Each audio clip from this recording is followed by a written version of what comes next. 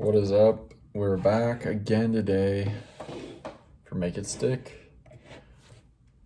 We've got a ChatGPT quiz to finish up. Let's do it. Here we go.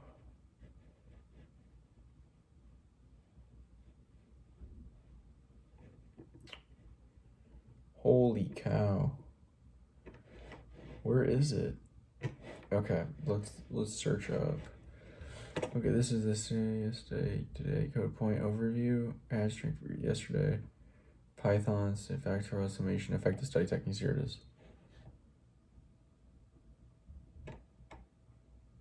Nope. Here we go. This is it. Chapter 6. No, it's gotta be this. Alright, we're back. Let's make sure to get this renamed so it's easy to find tomorrow. Chapter 7. Increase your abilities.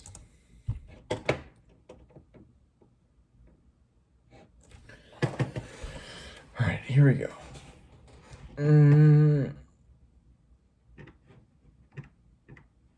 Question 5. How do beliefs about intelligence affect academic performance or skill development over time? Aim to include both psychological and behavioral effects. Okay, beliefs about intelligence affect both academic performance and skill development.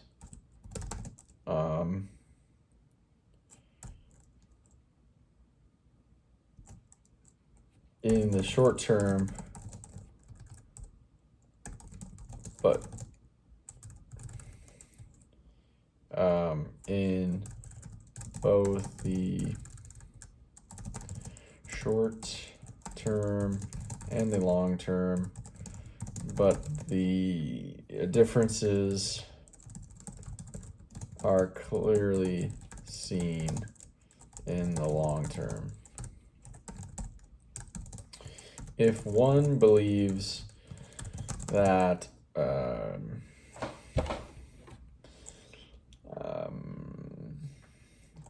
intelligence and skills are fixed and can't be changed, then that will lead to a cascade of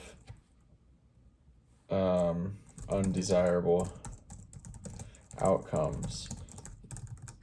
The individual will seek to avoid mistakes and failures as well as hide them. This will lead him to take on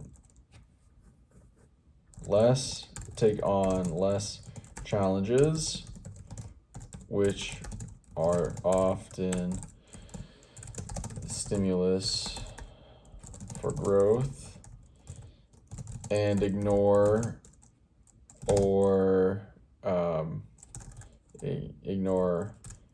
and hide failure and feedback. He will also not persist as long as others who don't have this belief, which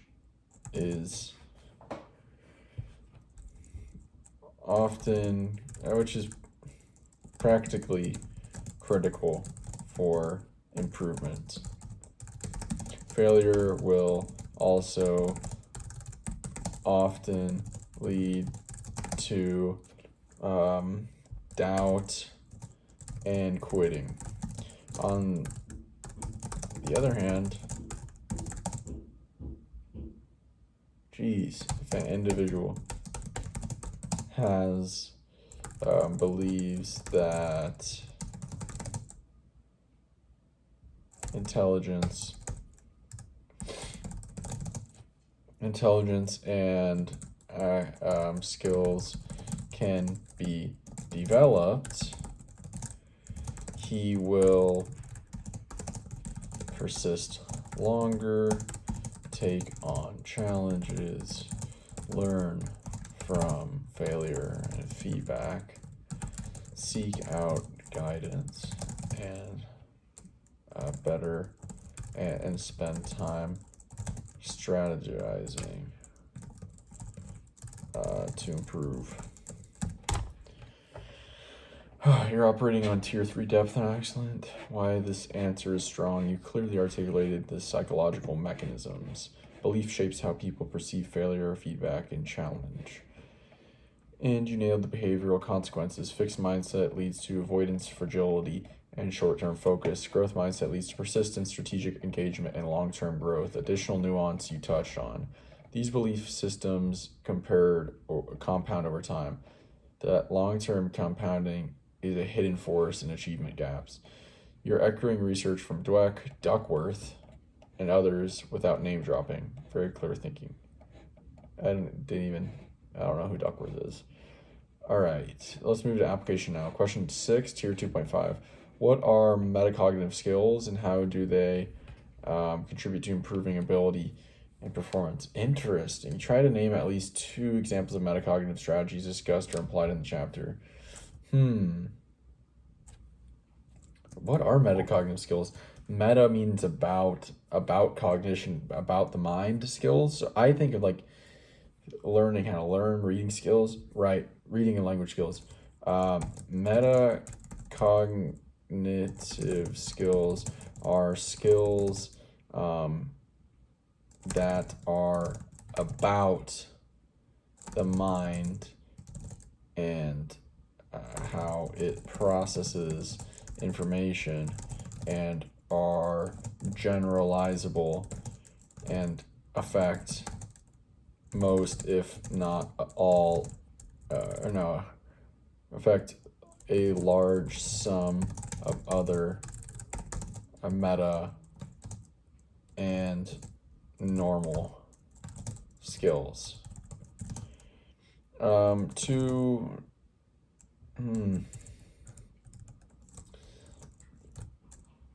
The lines between what are metacognitive skills and what aren't is a little blurry.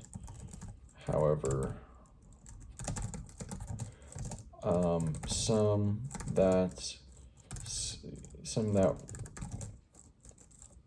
could be considered metacognitive skills are discussed in this chapter so the last chapter was get beyond learning styles. That was that was the one that was talking about cognitive differences that matter. So learning and reading skills, that's not this chapter. So what are we referring to about metacognitive skills from this chapter?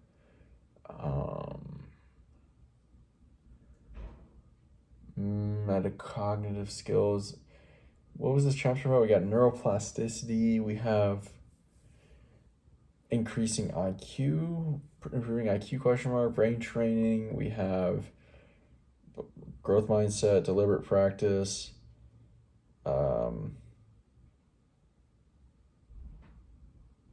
Memory cues. I don't know.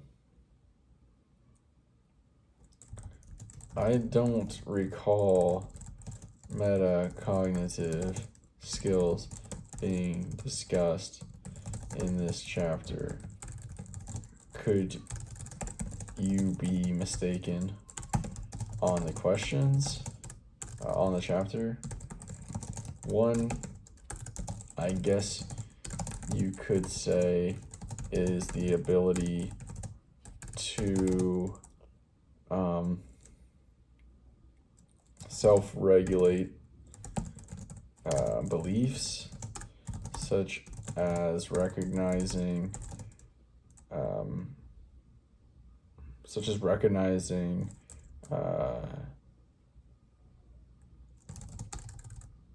such as changing, purposefully, fully adopting, or dropping certain beliefs, such as beliefs around abilities. Another could be considered self-awareness, particularly in this case, recognizing when one is in a fixed or growth mindset. Grit, discipline, persistence, these could potentially be considered metacognitive skills as well, but are often considered characteristics,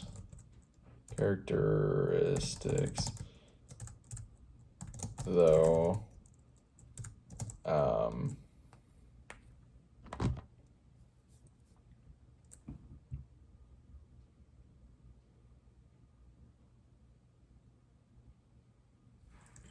discipline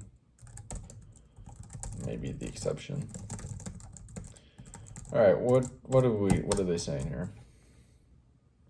Exactly the kind of reflection that shows deep engagement even when recall is fuzzy and your intuition is on point. Let's break this down. What you did well. You acknowledge the ambiguity around what counts as a metacognitive skill. True. The boundaries are indeed blurry. You made excellent speculative guess. The self-awareness of beliefs. Example, fixed versus growth mindset.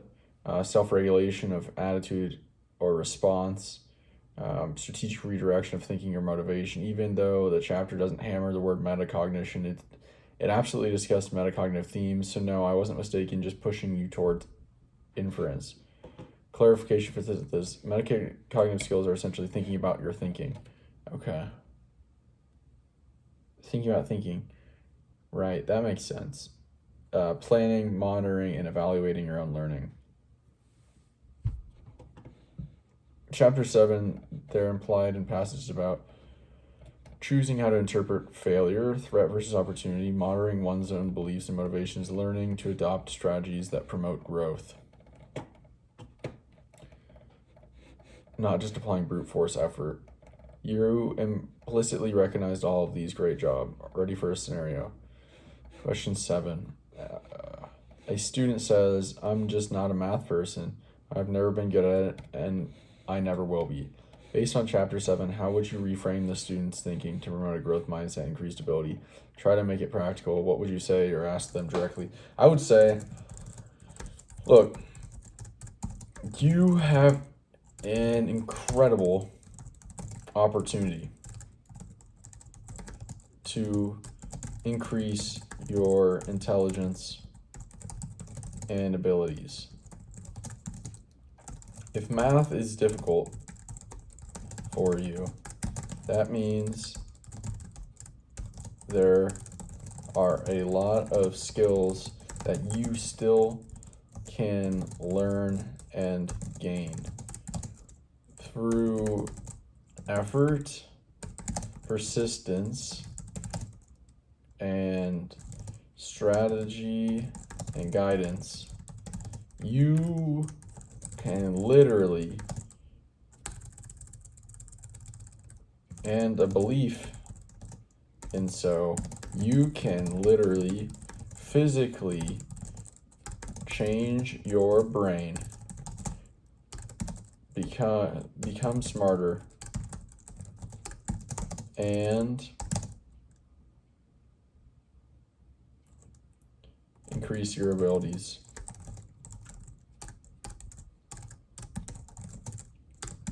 And most of it comes from simply believing that you can. This isn't some woo-woo stuff. Crap. This is science. Here is the research. hands research paper from Dweck.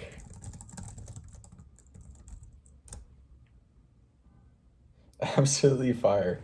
That's how you reframe belief with empathy and evidence. Why this is excellent. You affirm the student's experience. If math is difficult while flipping it into an opportunity, you include the core scientific claim of Chapter 7 that effort, strategy, belief equals physical brain change. You bring receipts. This isn't woo-woo, this is science, which builds credibility. Bonus points for invoking Dweck. Nicely placed. Tiny refinement for mastery level coaching. You might prompt self-reflection in the student with a question like, can you remember something you used to be bad at that you got better at? That turns passive acceptance into active cognitive dissonance. Oh, which is more powerful than lecturing. Right, so that's like, these two things can't be true. Or they could be, but not necessarily. It doesn't necessarily need to. It might be cognitive dissonance for a little bit, but anyway. Bonus challenge, optional. No need to answer the less you want. Is that it? Is that it? Was that it? No, no. Let's go. Next question, bro. You already know what I told you. I told you these guys will keep doing bonus questions and compressions until the end of time, so you gotta redirect them. Question 8, Tier 3 application and connection. How does the concept of deliberate practice tie into the chapter's idea of increasing your abilities? Be specific about what makes practice deliberate and how it relates to brain change or long-term growth. Deliberate practice is a term coined by Anders Ericsson. He claims that the quantity of deliberate practice is what leads to development of skill/knowledge and is correlated directly with one's competence/expertise. Deliberate practice is effortful, goal-oriented, striving for improvement beyond current skill. Often it can be uncomfortable or unenjoyable and done in solitude, and can often involve a coach, mentor,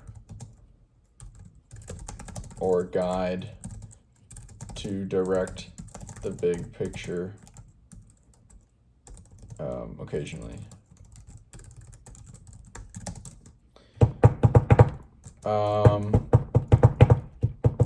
Yeah, that's pretty much it.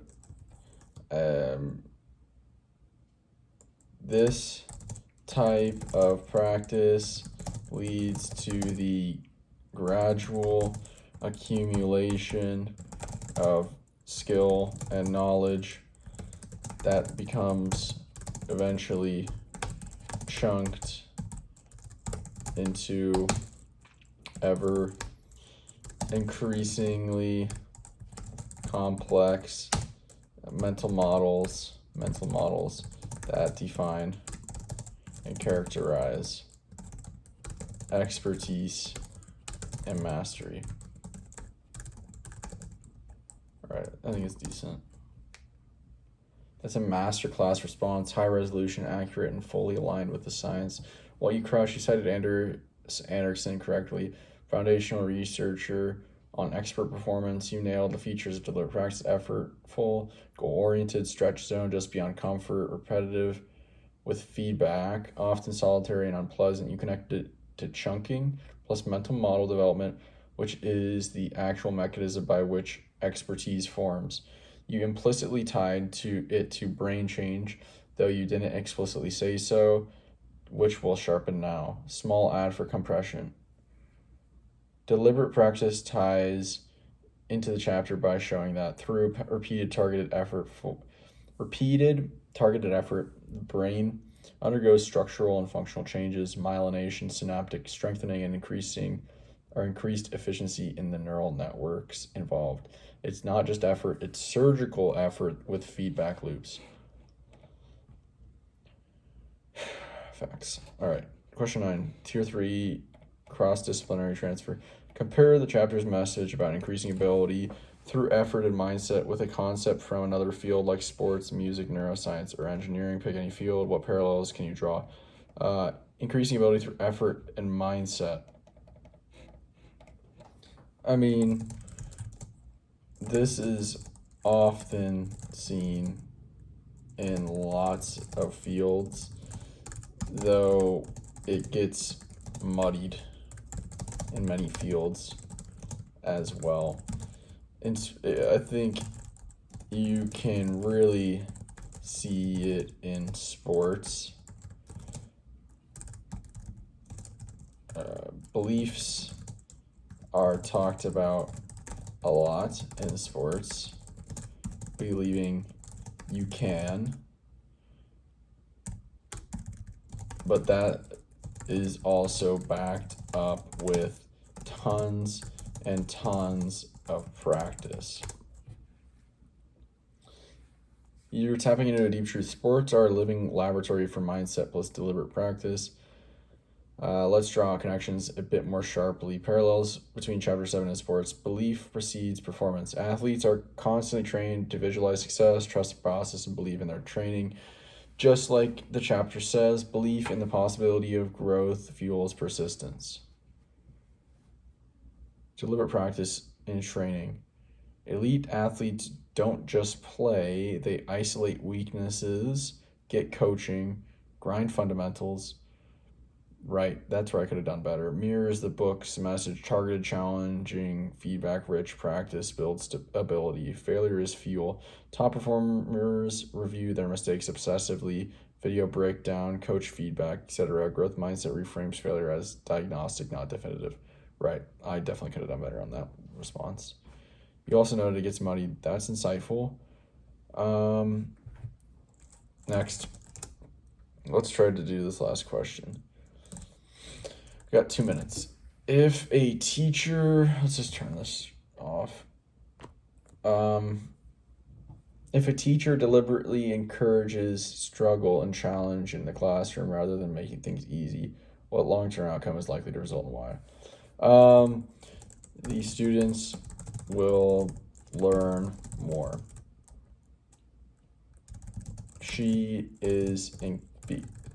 This is because she is praising effort and challenge, which is something the students can't control, so they'll do more to get more praise and reward, and challenge and effort, especially over the long term, leads to learning and growth. Direct, accurate, and rooted in chapters, key mechanisms. Well played. Let's break it down. Why your answer hits. Core mechanism. You identify that students respond to what gets praised, and when effort, not intelligence, is rewarded, they lean into challenge. Behavioral results. Students persist longer and engage deeper when challenge is normalized and even celebrated. Cognitive outcome. Long-term engagement with effortful work creates stronger neural connections, better retention, and more flexible problem-solving enhancement. Synthesis level. Encouraging struggle also builds resilience and metacognitive awareness. Also builds resilience. Facts. Yeah, metacognitive awareness. Yeah, I guess. Students begin to expect friction as a part of growth, not as a sign of failure. That's the anti-fragile learner the book is aiming for. Final self-evaluation. Before I summarize your performance, I want you to reflect for 60 seconds. Okay. I guess we'll have to finish that tomorrow. We'll finish the self-assessment tomorrow, and then Anki cards, and then we'll be into previewing and potentially even starting the final chapter of Make It Stick. Make It Stick. So that's it for today. Talk to you tomorrow. See ya.